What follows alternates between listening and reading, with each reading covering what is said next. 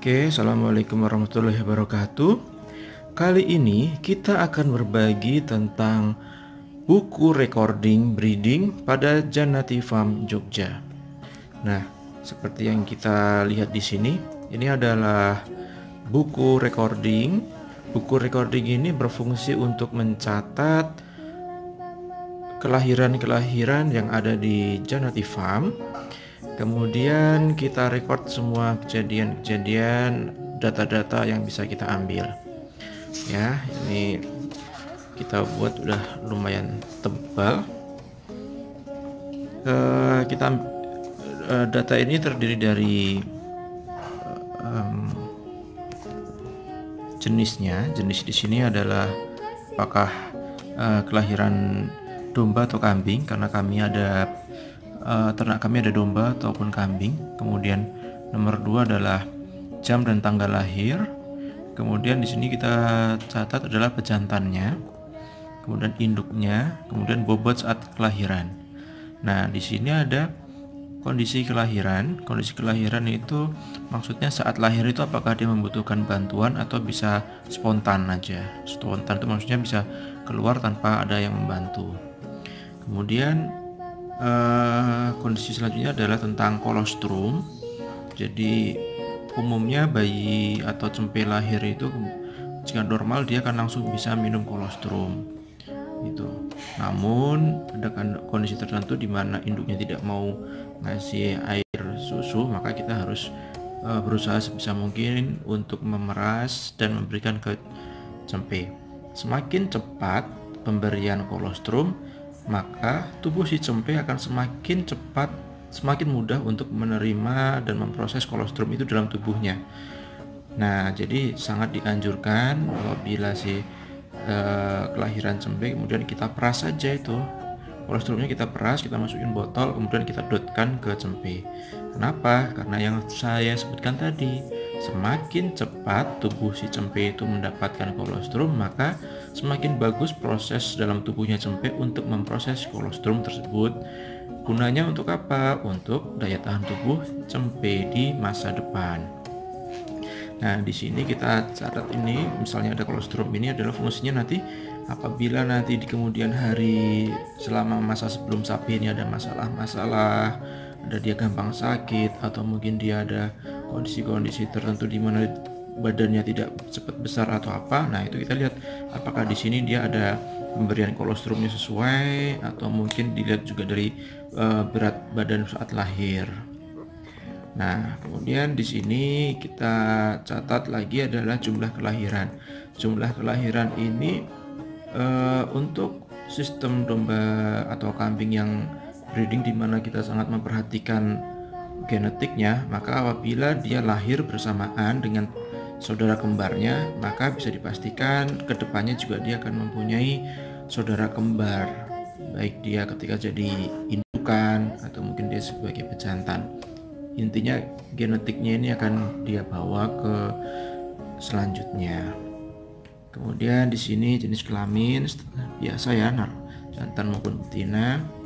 Nah, di sini adalah laktasi. Ini adalah laktasi dari induknya. Misalnya dia sudah pernah laktasi dan sekarang dia laktasi berikutnya, berarti dia laktasi 2 dan seterusnya.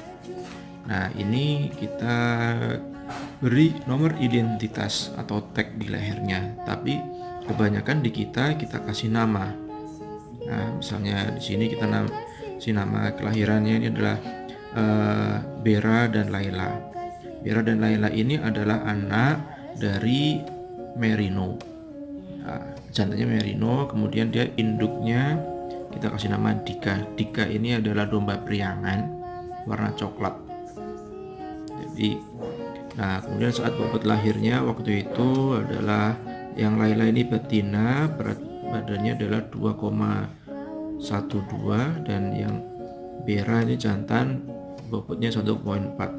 Dan memang ini kelihatan pertumbuhannya sekarang memang walaupun betina tapi berat badannya yang Laila ini lebih besar, pertumbuhannya lebih pesat di yang si betina ini. Ini sangat kita butuhkan di data kelahiran dan seterusnya ya. Nah, ini kelahiran tanggal 31 Oktober ya. Ini 31 Oktober ini, sekarang ini kita di bulan Februari, artinya sudah jalan Oktober, November, Desember, Januari, ada 3 bulan. 3 bulan ini berat badannya lebih berat si Laila, sesuai dengan kondisi saat dia lahir dahulu.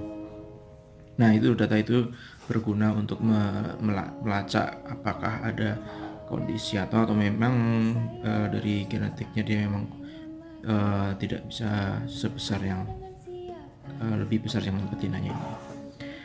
Oke, kemudian data selanjutnya adalah faktor penyulit kelahiran.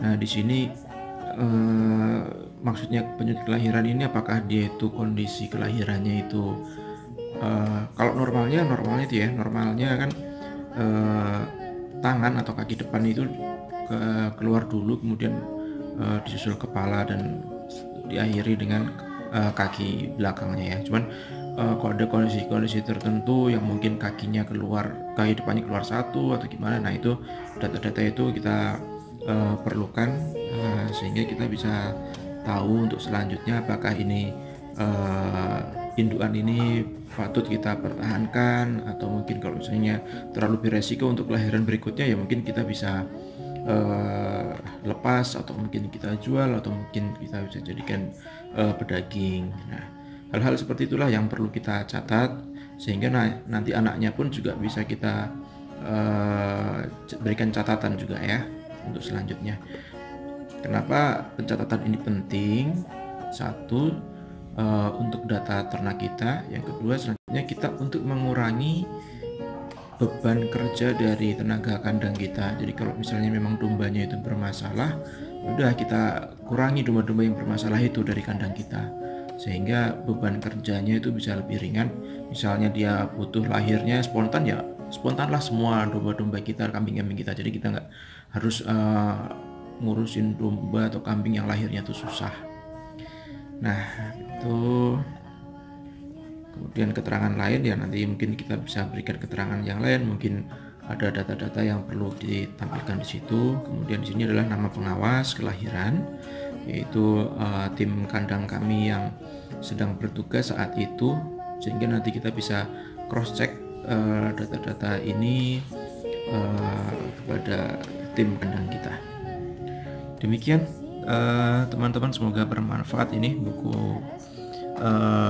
salah satu buku breeding.